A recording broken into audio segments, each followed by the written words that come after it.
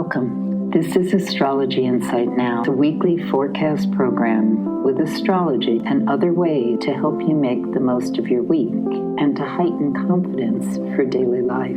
It's run by Pamela Cuccinell, that's me, the astrologer, and I invite you to find out more about my work at insightoasis.com. I look forward to your joining us every week. Please share with your friends, and here we go. This week, May 18th, 2026. I do hope everyone had a lovely new moon weekend, that weekend in Taurus, setting up a lot of delicious energy that we can restart, refresh, go into in full throttle in spring and blossoming as we head towards summer. Basically, today, however, the moon is void, of course, all day in the sign of Gemini. So we're coming off that new moon energy where many of us may be pumped in this waxing moon cycle to initiate, start new things, get things off the ground. And that's great. And certainly we can be in movement today. The Gemini moon invites in conversations, people connecting in ways that really allow us lively repartee and new ideas and finding out what's new, lots of tangents. The thing to be aware of is that anything that's suggested or someone new you might meet, things may not kind of go where you initially think they may go, because the void, of course, moon in general is not making emotional connections that stick. And this can be mitigated somewhat depending on a personal horoscope, but the conventional wisdom is that don't put all your eggs in one basket and don't consider that anything that you invest heavily in on a day like today is going to pay off in the way you think, because the odds are that things don't come together exactly as intended because the follow-through is indefinite and not supported by things that would allow that kind of ongoing interest and connection that happened when, for instance, this past weekend, when the moon was new in the sign of Taurus, and there was a lot of emotional glue that could really put down roots and make things go the distance. That's not to say they aren't. It's just to say that on Monday, it's better to work on things already in motion, finish things up, prepare, get things in place, clear the decks for when the moon enters Cancer, which does happen on this day at 9:46 p.m. Now, the times I give are Eastern time, so it may be if you're on the other side of the world that you're in a very different place as I'm talking about these time periods.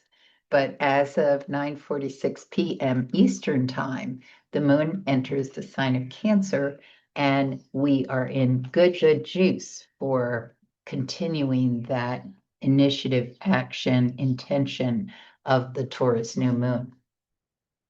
So as we move through this with this delicious moon in Cancer energy, the late evening looks like a very good time to rest, restore, put down the fertilizer for things that you want to have blossom and bloom in the next day, coming days, weeks, and beyond.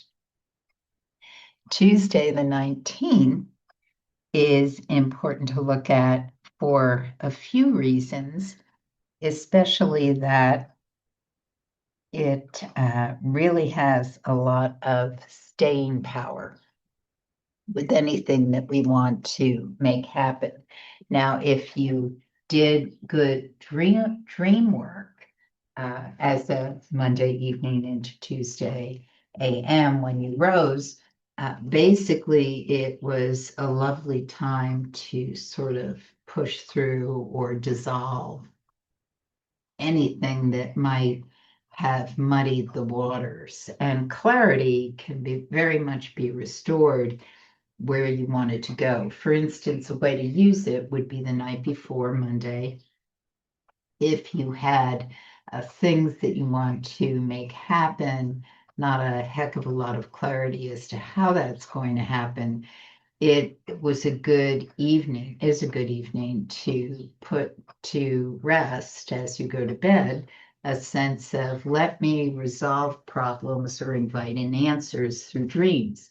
Now, not all of us retain dreams or understand them or work with them, but nonetheless, what happens in the dream world is our brains are doing this wonderful work of solving problems.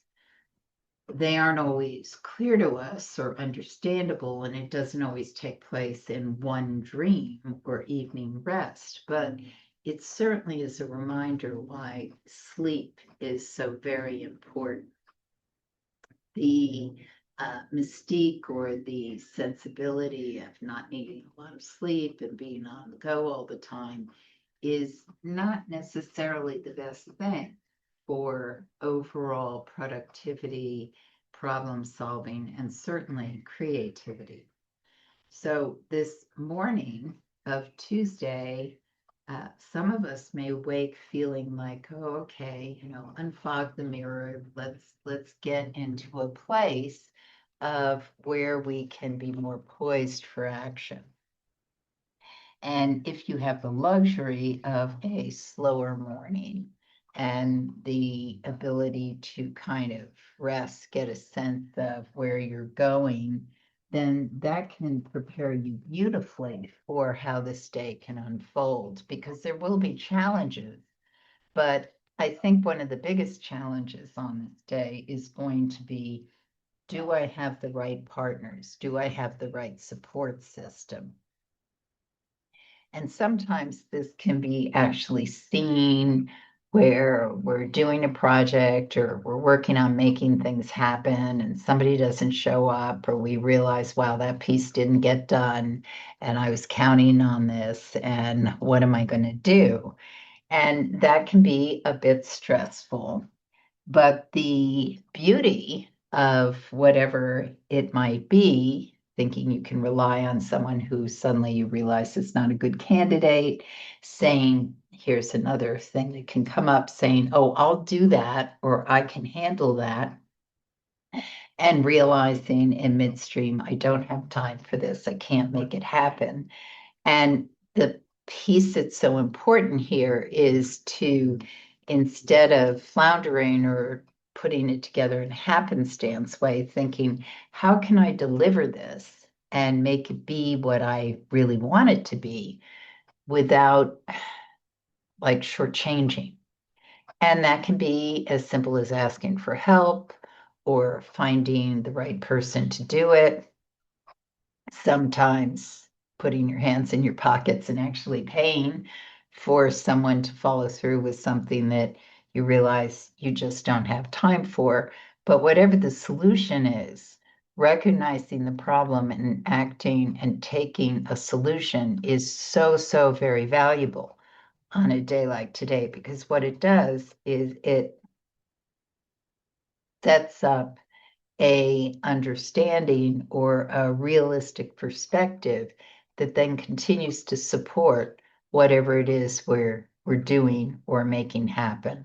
And sometimes it's as simple as, I really can't do this by myself. I need a hand, and asking for help, which for some of us is not as simple as it is for others. So once we get into the late afternoon, as of about 4 o'clock Eastern time, we're in this lovely period where, whatever stressors or things may have come up, we've passed that.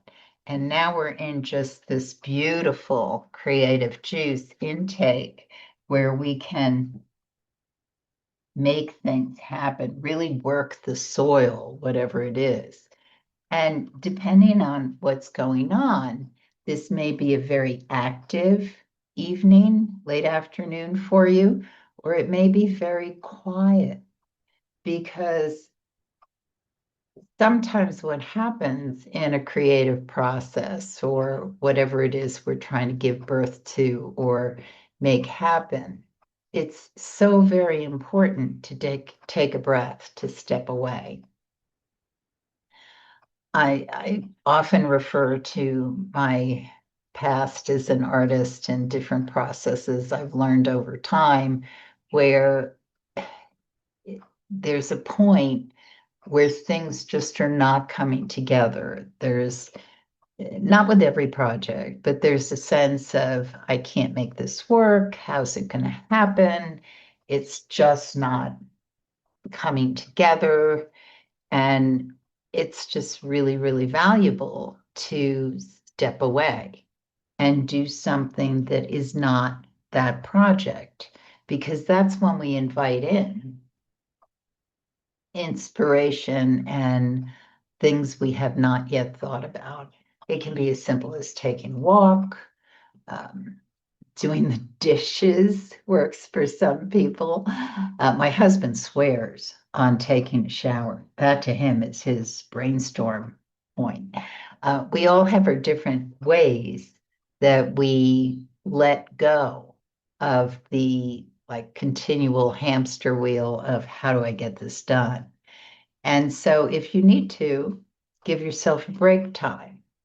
Cooking can be very restorative to people who enjoy cooking, who it's not a stress for, just kind of putting together what's in the fridge, spices, and creating something that, yum, tastes good, and just put you in that sort of, this is a mindless activity that I enjoy doing, feeling each Brussels sprout. Well, that may not be a happy place for some persons, or whatever it is, as you're going through the cutting and the savoring and the placing. These are ways that allow us to float a little from the problems at hand. And on an evening like today, into the dream world, super, super productive, creative, and inviting in really wonderful options. Pay attention to the early morning hours on Wednesday, the 20th. This is the day that later on the sun will enter Gemini at 8:37 p.m. But in the early morning hours, we're in this window of good opportunities. Things fly in as though from Providence.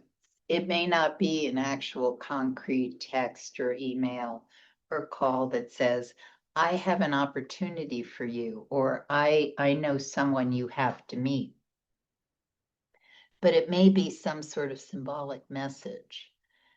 It may be you're having your cup of tea, your coffee, and looking out the window, and a cardinal flies into view, or some sort of other message that comes from nature that gives you this spark of assurance or an uplifting that gives you a sense of it's coming in. I can't see it yet, but I know it's coming in.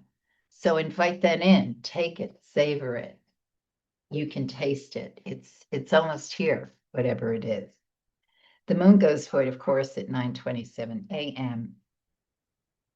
And it doesn't enter the sign of Leo until 10:48 p.m.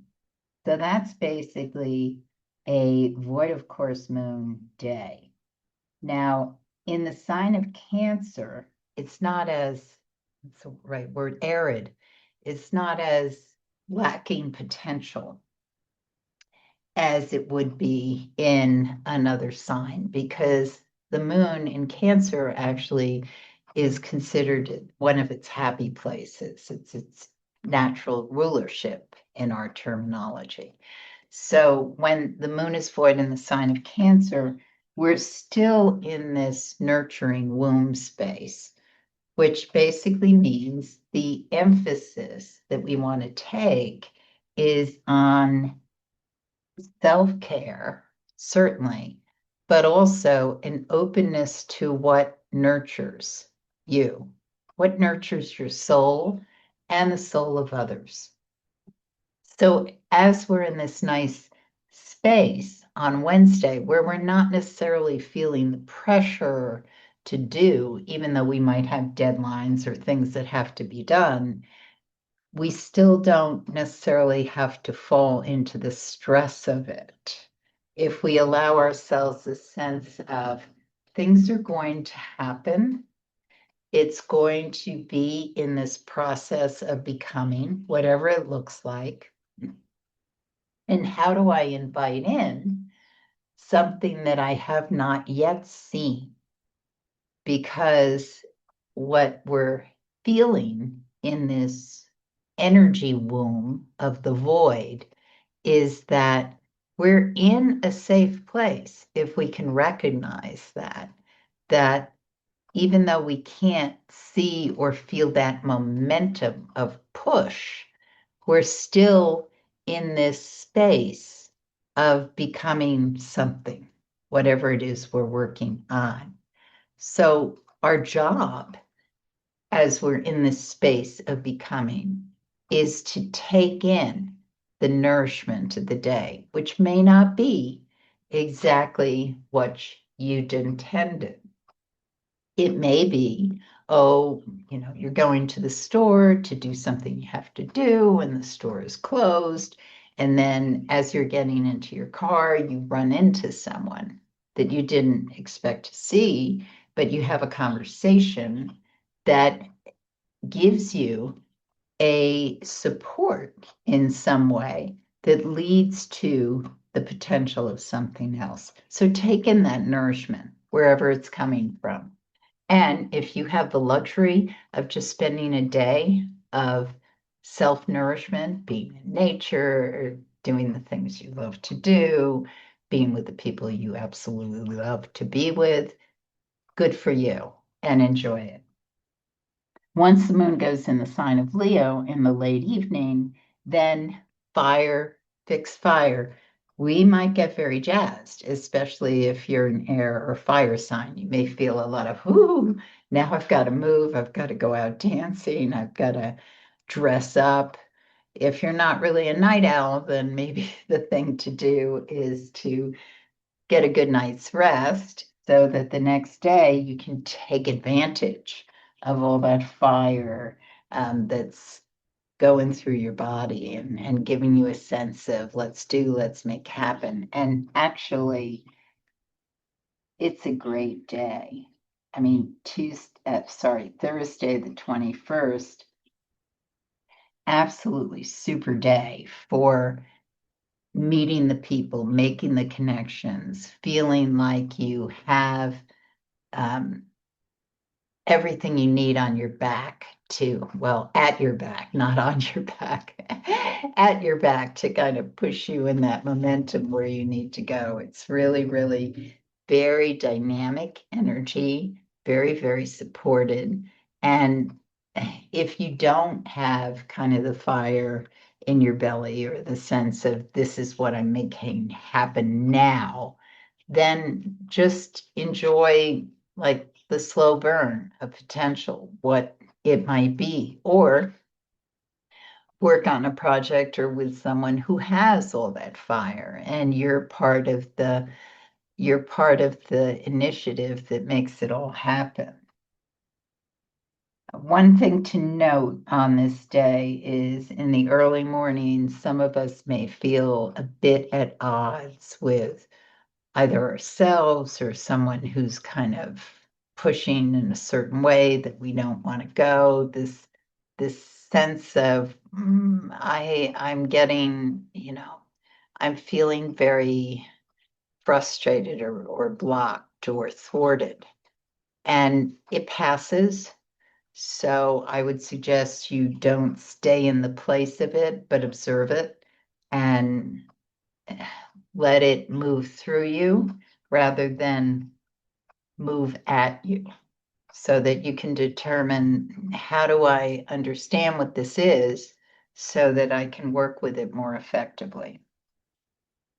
And overall, as I said, this can be a highly productive day with people working together in ways that produce whatever it is that they want to make happen. Or if you're working on your own, whatever it is, feeling as though you have the tools necessary to carry off the project. Moon void, of course, at 6:05 p.m. in the sign of Leo. I would suggest play in any way that feels good to you.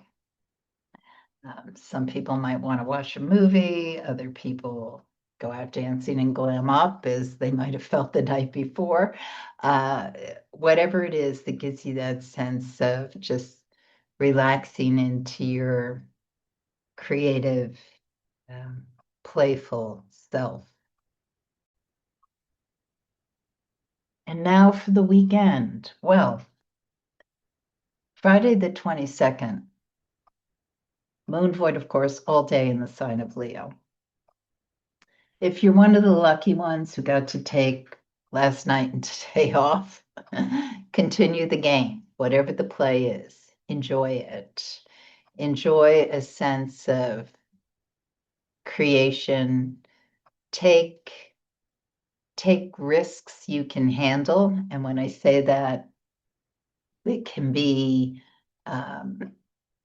that you're doing something that you wanted to do for a while, and I'm not telling everybody to do, what's that called, where you move across on the line very quickly.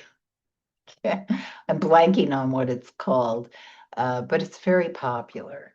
So you put on the cables and you fly across the jungle, whatever that is. I'll probably get some notes saying, Pam, it's so yes, I'm just having a moment. And also, it's something I will never do. I might have done it 40 years ago. I'm not going to do it now. But I may take another risk. And the sign of Leo falls naturally in this fifth house. And the fifth house is where we put children, anything that we create. It's also how we play and where we take risks, because it's the house of romance. So for some of us, it's about romance. And you can have been in a relationship for 20 years. And with this particular point of course moon, it might be a good time to mix it up a bit. Play, do something you haven't done, suggest to your partner a fun thing to do. And if you both are in the space of doing it, it can be absolutely delightful.